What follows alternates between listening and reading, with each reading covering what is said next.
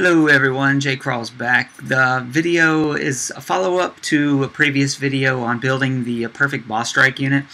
It is rumored that the next boss strike is going to be Rebel boss strike, and because of this Rebel airstrike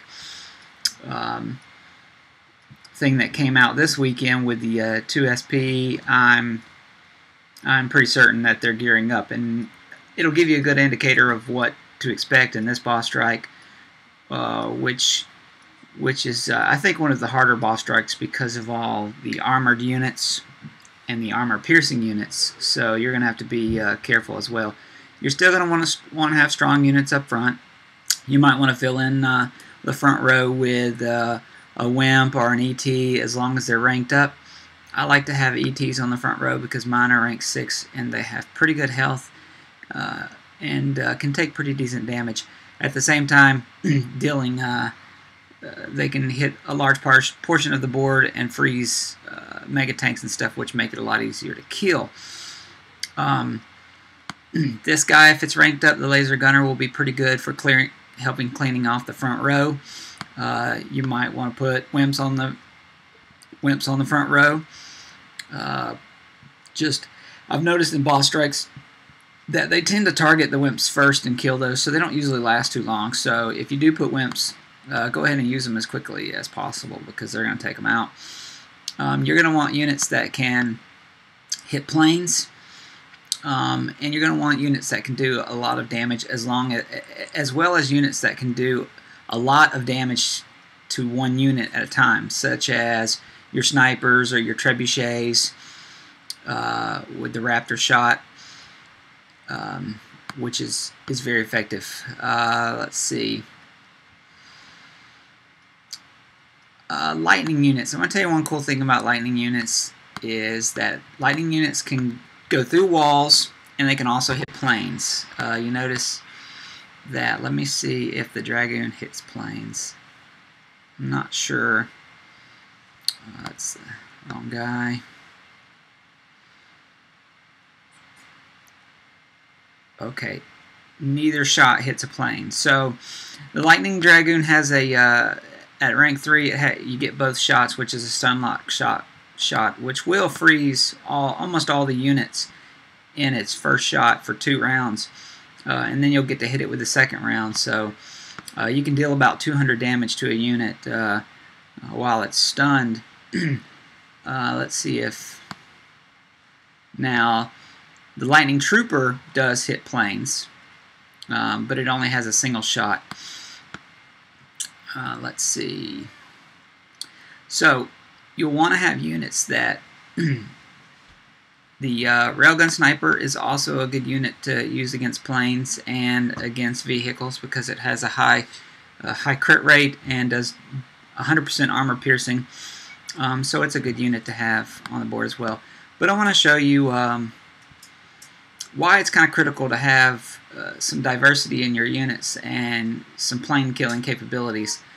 Your lightning tank, once it's ranked up, has the ability to do some stun damage as well as hit planes, and it has pretty decent armor, so it can survive a lot longer than say some other units.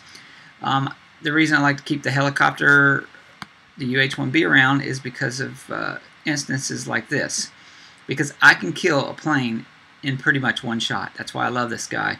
And then it also has the capability to do some mass damage on the board. See with the some of the shots that it has. So it's very versatile. This guy right here is ready for his shot. He can hit planes and ground units and both at the same time. So he does pretty good crits on units, and then also slices through planes. But you don't want to have a bunch of those because he's not going to live very long.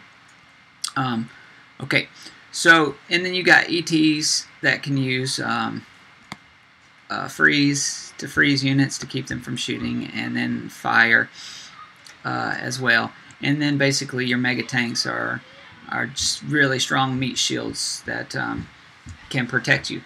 So that is an ideal setup that you can use for the boss strike. One thing I did notice when I was playing around with these guys is the legendary mammoths still are good units to stun, but I don't know if they're going to be as effective as they were in the last boss strike. Let me just do it for instance. Let's say you remember this was kind of the last setup, and of course I can't put everything down because it doesn't work like that. It does have the ability to hit area units, and when it gets a crit, it'll kill it in one shot, but it doesn't always go that way. But you do see how the units in this boss strike do much more damage to the legendary mammoths than the last one did. Now, I stunned most of the board, but see, look at there. I mean, this is what you can expect. I kind of figured that they would not allow the legendary mammoth to be as powerful as it was on the last one. It'll still be effective, but not as effective as on the last one. So you can see that I'm still clearing out the units. I stunned those guys. I've still got planes to deal with, in which these do have great capabilities to hit planes, but it don't always kill in one shot. So if you can imagine that through 5 waves. Now, the last boss strike, I cleared all 5 waves, and I never lost this much health on my mammoths. And this one, it's only the first wave, and I'm not even done yet, and one's almost dead. So they're not going to be as strong as they were in the last boss strike. And then against armor units, that Bone Cry just doesn't do as well against units with armor, and a lot of these guys will have armor and the defenses on them. So as you're planning for this next boss strike and as you're putting together your army, you're going to have to think about diversity. You're going to want something that can take out specific air units. Also be thinking about what's going to be easily replaced too. Make sure you have some backup units. Go ahead and be building backup units. Veterans will be really nice in this boss strike because of their armor piercing, and they're good against mega tanks and other units. Certain sniper units, like the railgun sniper, will be effective in this boss strike. Heavy chemical tanks will be good in this boss strike. Light chemical tanks will be pretty decent. The only thing about light chemical and heavy chemical tanks is if they throw walls, in the game like they did in the last boss strikes, they can't get around the walls. So it's not as effective. So just to do this example here, light chemical tank, heavy chemical tank versus, say, lightning tank. Now the lightning tank needs to be ranked up. So if you just go by 1 and it's rank 1 or 2 at rank 1, they're not going to be very effective this boss strike. You need to spend some time ranking it up. But you'll notice that it does hit planes, whereas the chemical tanks do not hit planes. And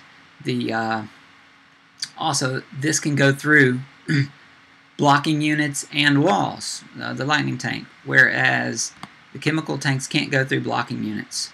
So it's going to stop. It's going to stop right there.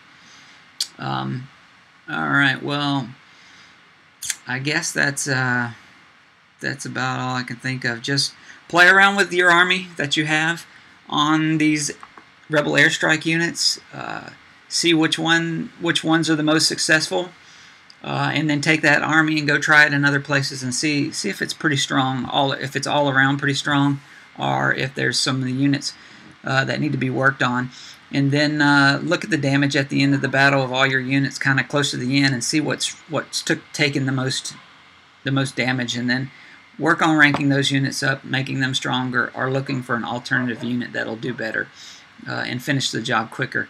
Because the key is to get through the battles as fast as possible, taking the least amount of damage. So whatever you have to do to get your units to that point, that's when you're going to have the most success in the boss strikes.